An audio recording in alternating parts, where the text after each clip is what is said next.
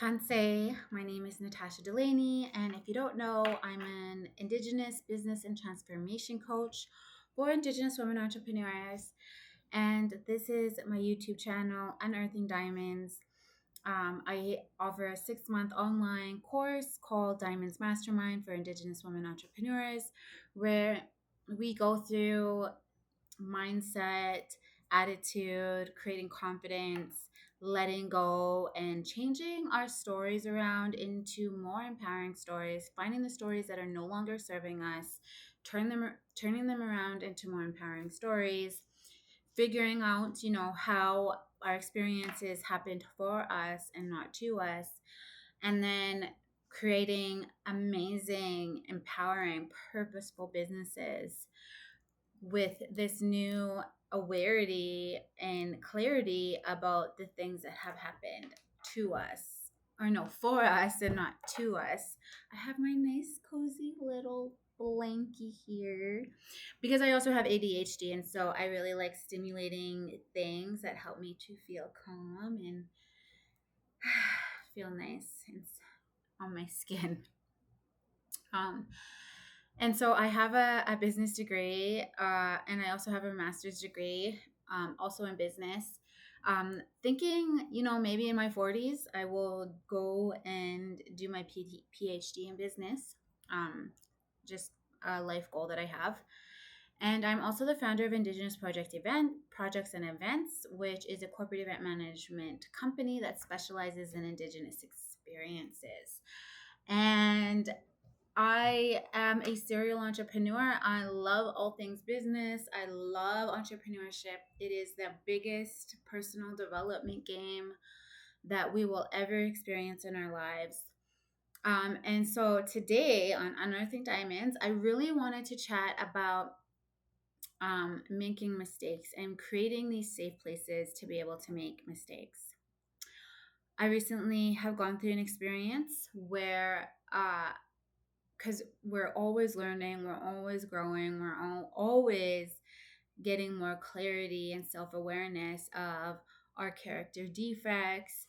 And if we were perfectly healed, what would there be to strive for? um we would be doing everything right, and everything would be given to us, and then what? Life would be pretty boring. And so the learning, it's the making mistakes, it's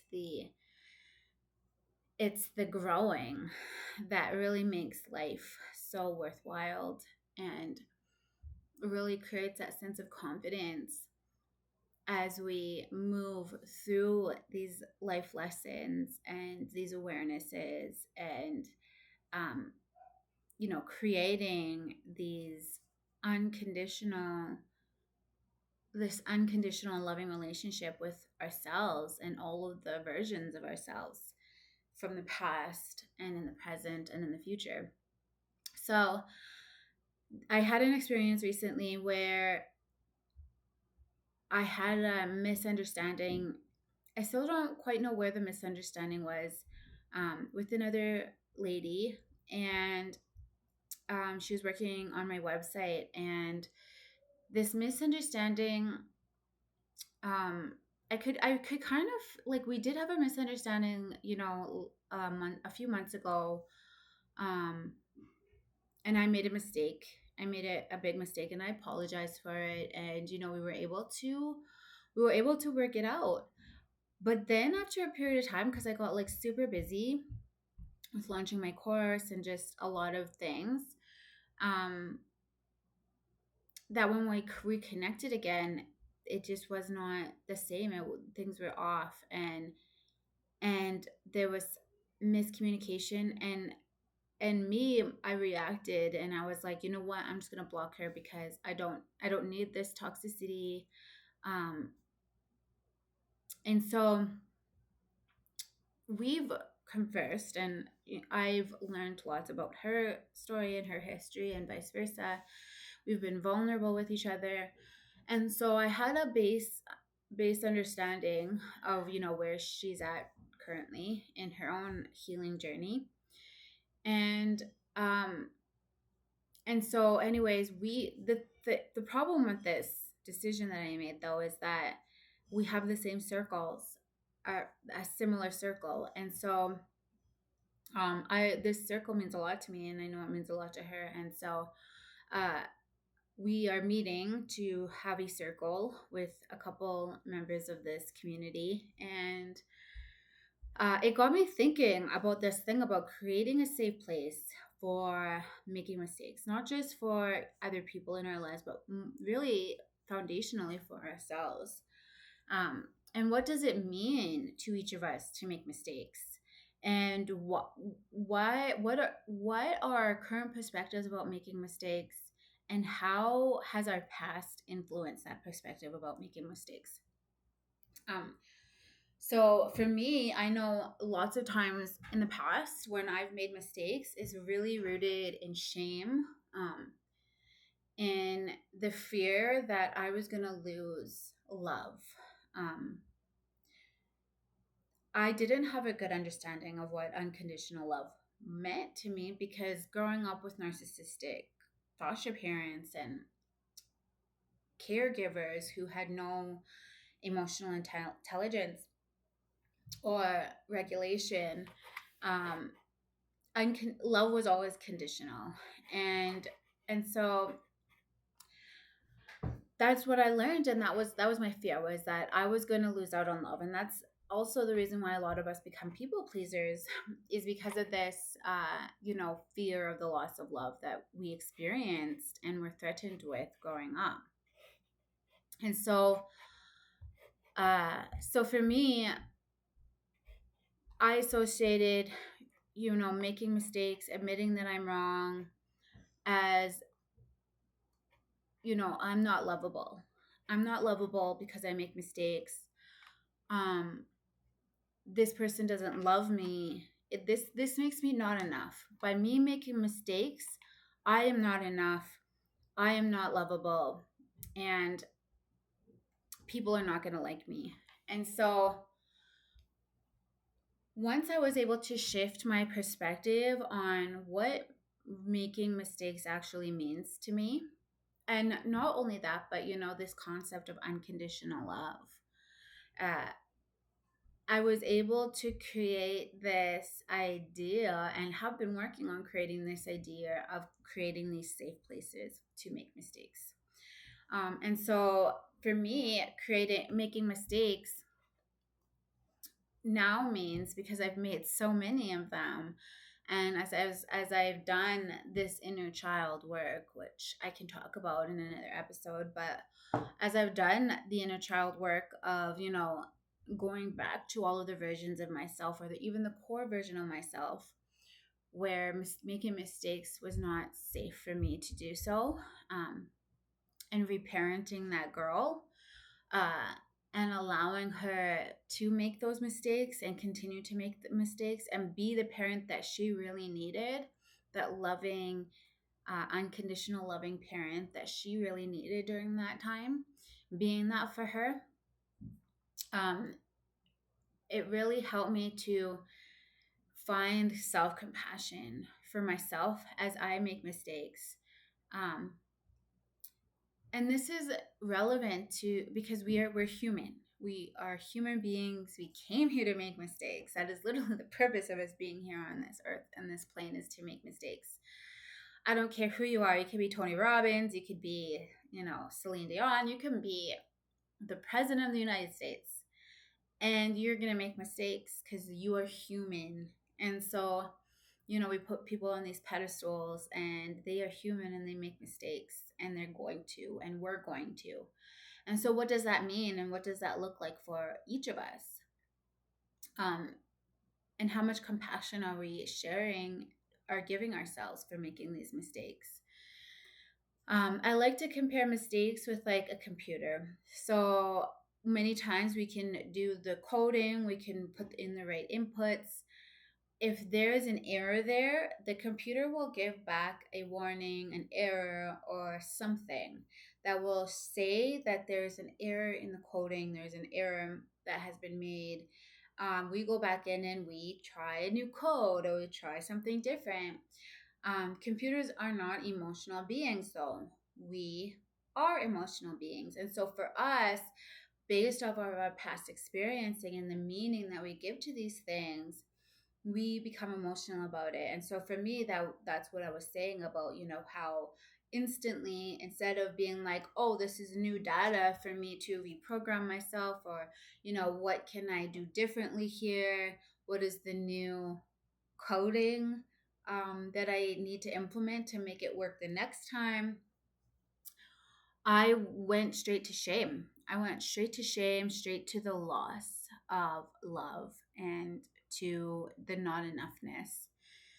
And so really, the the goal is to change that automatic reaction based off of these past experiences and perspectives and beliefs that we've been programmed with, to a more empowering belief and perspective, which is that if we were to eliminate the emotion and the automatic reaction and perspective of this mistake that we've made, what could we do differently? What is this supposed to teach us? And when I first started doing this, questioning myself this, it was difficult. And like the first time, it took me months to finally be like, okay, like that's the lesson. I can implement this. Let's try again. And then it was a month or a few weeks. And then, now it is still takes a couple days, but I'm more likely to bounce back from making mistakes and finding out what the lesson is, what the opportunity is. And maybe it's a reroute. Maybe it's even I didn't make a mistake, but there's an easier, softer way for me that the universe is more aware of than I am. And so how can we be self-compassionate to ourselves as we're continuing to make mistakes, um, and change the meaning of what those mistakes mean to us? Making mistakes is super foundational and necessary for us in this life. And so if we are constantly shaming ourselves, if we are constantly limiting the amount of love and self-love and compassion that we're giving to ourselves and those versions of us that are making these mistakes, how do we expect ourselves to give that same compassion and unconditional love to other people in our lives? And so this train of thinking is what really got me to realizing that this conversation with this other woman, um, I have a unique opportunity, even though I'm scared crapless to have this meaning, um, that it really gives me the opportunity to create a safe space, despite whose fault this is. Creating a safe place for me to be able to make a mistake, creating a safe place for her to be able to make a mistake, to come to the awareness of any perceived possible mistakes that we have made, um, without the threat of losing love, really making the foundation of this meeting and this interaction and this mending unconditional love. You know, what does unconditional love look like to you? This was something I never asked myself. I never truly asked myself, what does in unconditional love look like to me? And really it is, a huge part of that is the ability to make mistakes and to love ourselves anyways. The ability to see somebody else make mistakes and to love them anyways. Sure, we don't want to open ourselves up to abuse, to not setting healthy boundaries for ourselves, which is a whole other topic, and super part of this process as well. A super important part of this process, setting healthy boundaries. But how can we redefine our perspective of unconditional love and what that means for us, and how that looks like in terms of how we interact with other people and how we resolve conflicts and how we um, are relationally with everybody in our lives, whether that's our spouse, our children, professional contacts, friends, whoever, family. What does unconditional love look like for that, my relationship with them, and what does unconditional love look like in terms of my relationship with me? um, am I creating a safe place for myself to make mistakes, and therefore creating a safe place for others to make mistakes? So yeah, that is my thoughts this week about, creating these safe places to make mistakes, redefining what that means to me. And I really hope that it's given you some questions to ask yourself, some insights, and some help. We just had a full moon. And so, what things are we going through and letting go of, that's preparing us for these big things that we've asked for?